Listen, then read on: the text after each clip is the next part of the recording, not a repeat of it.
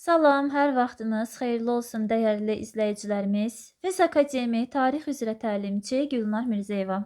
Sizlərə Səfəvi dövləti haqqında çox maraqlı bir izahı təqdim edəcəm. 1586-1589-cu illərdə baş verən hərbi əməliyyatlara baxanda nə görürük? Osmanlı qoşunları, yəni Sultan 3-cü Murad demək olar ki, bütün Azərbaycanı ələ keçirir. Və Qızılbaş əmirləri Şah Məhəmməd Xudabəndəni hakimiyyətdən uzaqlaşdırır. 1587-ci ildə çevriliş nəticəsində oğlu Abbas Mirzə hakimiyyətə gəlir. Və Şah Abbasın islahatlarını görürük. Hansı sahələri əhatə edir? Abbasın keçirdiyi islahatlar hərbi, inzibati, idarə etmə, vergi və s. sahələri əhatə edir. Və şahın bu islahatları həyata keçirməkdə məqsədi nədir? Baxın, mərkəzi hakimiyyəti möhkəmləndirmək, Səfəvi dövlətinin qüdrətini bərpa etmək, ordunu əvvəlki qüdrətinə qaytarmaq, Osmanlıya qarşı uğurlu müharibə aparıb itirilmiş əraziləri geri qaytarmaq.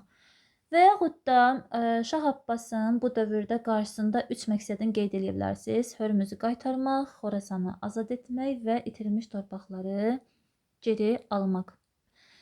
Və Səfəvi dövlətinin bundan sonraki tarixində baş vermiş hadisələri daha ətraflı öyrənmək istəyirsinizsə 055 598 38 00 menecer nömrəmizlə əlaqə saxlayıb tarix qruplarına yazıla bilərsiniz.